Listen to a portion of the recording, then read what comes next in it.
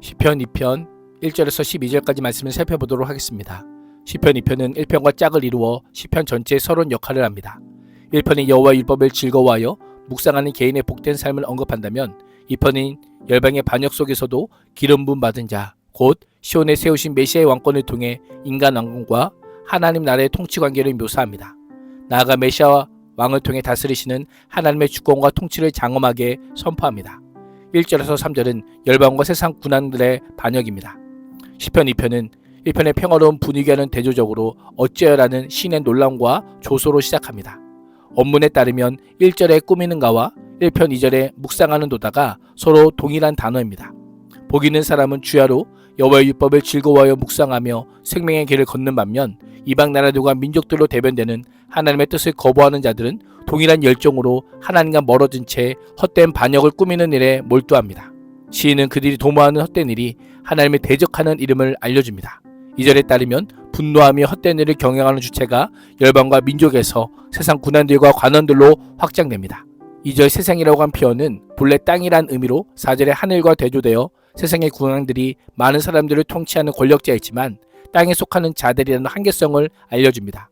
여호와와 그의 기름 부음 받은 자를 대적할 존재가 아니라 온 세상에 대한 절대 주권을 가진 하나님의 피조물로서 절대적으로 하나님을 의지하고 순종해야 될 자들임을 강조하고 있습니다. 그럼에도 불구하고 그들은 하나님께 도전했던 것입니다. 하나님의 선하고 의로운 우주적 통치를 억압적인 맹것과 결박으로 여기며 끊어내고자 했던 것입니다. 속박과 결박에서 벗어나고자 하는 것은 에덴 동산에부터 시작된 인간의 본능입니다. 시인은 어찌하라는 표현을 통해 세상의 권세자들이 그들 위해서 통치하시는 만왕의 왕 대신 여호와 하나님에게 도전할 만한 타당한 이유가 조금도 없음을 알려줄 뿐 아니라 오히려 그렇게 하는 것이 믿어지지 않을 정도로 어리석고 무모한 짓임을 알려줍니다.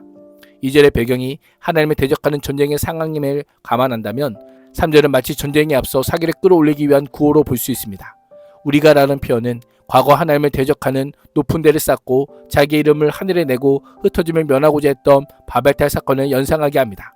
맹국과 결박은 일종의 운유로 통치와 통제를 의미합니다. 열국의 왕들이 하나님의 기름 부음 받은 자인 메시아를 통해 실행하신 하나님의 주권을 인정할 의도가 전혀 없음을 알려줍니다. 4절에서 6절은 반역에 대한 여호와의 응답입니다. 열방이 음모를 꾸미기 위해 분주하게 움직이고 있지만 온 세상을 다스리신 주님께서는 일어서지도 않고 하늘 보좌에 고요히 앉아 웃으시며 그들을 비웃으십니다. 하늘이란 2절의 세상으로 번역된 땅과는 대조되는 개념으로 한계를 지는 이 땅의 인간이 절대로 닿을 수 없는 지고한 하나님의 처소를 가리킵니다. 하나님의 관점에서 볼 때 땅의 왕들이 자신을 대적하여 일어나고 그 결박을 풀어버리려고 안간힘을 쓰는 모습이 웃음밖에 나오지 않는 가소로운 행위임을 알려줍니다. 하나님께서는 그들의 어리석은 행위를 심판하시기 전에 비웃으심으로 그들의 태도가 얼마나 허탄한 것인지를 보여주십니다. 주님의 압도적인 주권적 여유의 웃음은 그때란 평안과 함께 맹렬한 진노로 바뀌게 됩니다. 그때란 하나님께서 인간에 대적하는 것을 보고 기다리심에도 불구하고 인간이 돌이키지 않는 시점을 가리킵니다.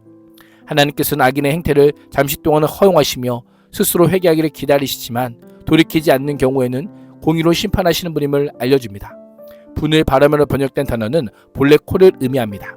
진노하사란 분노의 불길이 활활 타오르는 모습을 가리킵니다.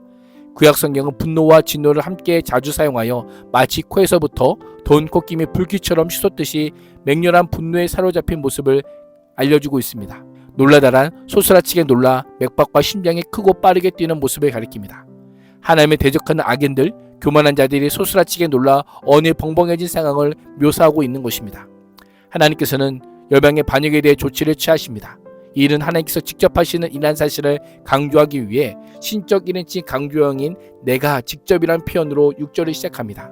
여기서 내는 4절에 하늘에 계신 자요 주로 세상 권세를 초월하여 계신 참되고 영원한 주권자를 가리킵니다. 그러한 하나님께서 내가 나의 왕을 내 거룩한 산 시온에 세웠다라고 말씀합니다. 나의 왕이란 내가 세우고 나에게 속한 왕이란 의미로 직접적으로는 하나님께 사무엘을 통하여 기름 부으신 다윗 왕과 더불어 다윗 왕조들의 왕을 가리킵니다. 궁극적으로는 하나님의 기름 부음을 받은 자, 곧 다윗의 손으로 나실 예수 그리스도를 영원한 왕으로 세우실 것을 예언합니다. 7절에서 9절은 메시아의 우주적인 왕권입니다. 이제 무대는 다시 땅의 시온으로 옮겨져 하나님께서 세우신 왕, 즉 그의 아들이 직접 입을 열어 여호와의 명령을 선포합니다. 여호와께서는 그에게 너는 내 아들이라 오늘 내가 너를 낳았도다라고 선언합니다. 오늘 내가 너를 낳았다는 표현은 생물학적 탄생이 아니라 왕이 즉위하는 바로 그날에 하나님과의 특별한 언약적 부자적 관계가 공식적으로 성립되었음을 선포하는 것입니다. 왕이 선포하는 이 칙령은 고대 근동의 왕의 대관식을 연상하게 합니다. 과거 하나님께서 다윗에게 언약을 주실 때에 그의 뒤를 이어 그의 몸에서 태어날 자식을 아들로 삼겠다고 말씀의 내용을 일부 요약하여 진술하고 있습니다. 이 예언은 1차적으로 구약 역사에서 솔로몬을 통해서, 궁극적으로는 다윗의 후손이자 하나님의 아들로 이 땅에 오신 예수 그리스도를 통해 성취되게 됩니다. 하나님의 아들로서 왕이 된 자에게 내게 구하라 라고 합니다. 하나님께서 세우시는 왕에게 이방 나라를 유업으로 주고 왕의 소유가 땅끝까지 이를 것을 약속하시며 자신의 왕권이 전 우주적인 것임을 선포합니다. 이 약속은 궁극적으로 하나님의 아들 메시아 예수 그리스도를 통해 성취될 것임을 암시합니다. 하나님께서 세우신 왕은 하나님의 말씀을 인용하여 철정으로 그들을 깨뜨리며 질그릇같이 부수리라라고 말씀합니다. 이를 통해 자신의 왕권이 절대적인 것임을 선포합니다. 질그릇이 철정에 의해 박살나버리는 것처럼 세상의 왕들이 하나님에 의해 세워진 왕에 의해 매우 철저하게 박살나버릴 것임을 예언합니다. 1절에서 3절에 따르면 세상의 군왕들은 하나님을 대적하며 공공연히 하나님의 통치에 반기를 드는 등 오만 방자한 일을 행했지만 질그릇처럼 깨지기 쉬운 연약한 자들의 불과함을 알려줍니다. 이러한 예언의 완전한 성취는 예수 그리스도께서 만왕의 왕으로 재림하셔서 사단과 그의 모든 세력을 완전히 멸하시고 하나님 나라를 완성함으로 이루어질 것입니다. 10절에서 12절은 열방의 왕들을 향한 경고와 권면입니다. 시인은 군왕들에게 지혜를 얻고 재판관들에게는 교훈을 받으라고 경고합니다. 지혜를 얻으라란 어떤 사안에 대해 매우 신중하게 생각하여 깨닫는 것으로 하나님의 창조 질서를 이해하고 그 통치에 순종하는 실천적인 지혜를 가리킵니다. 시인은 교만하고 무모하게 행동하는 태도를 끝까지 유지하고 여호와께서 원하시는 지혜와 교훈을 얻지 아니할 때 그들을 기다리는 것을 멸망뿐임을 알려주며 벗어날 방도를 찾을 것을 촉구하고 있습니다. 11절은 세상의 왕들이 얻어야 할 구체적인 지혜와 교훈을 알려줍니다. 여호와를 경외함으로 섬기는 것이요 떨리는 마음으로 주님을 즐거워하는 것입니다. 여호와를 두려워하라는 것은 여호와에 대한 반역하는 자들에게 오직 멸망밖에 기다리고 있지 않음을 알라는 것입니다. 즐거워라는 것은 그런 두려움과 함께 여호와를 바로 알고 순종하고 섬기면 놀라운 평안과 기쁨이 찾아옴을 말하는 것입니다. 이를 통해 하나님의 두려움과 기쁨으로 대할 것을 말씀합니다. 시인은 그의 아들에게 입 맞추라라고 명령합니다. 고대 근동에서 누군가가 상대의 말에 입을 맞춘다는 것은 그에 대한 종의 예를 갖추고 그에게 철저히 복종한다는 의미입니다.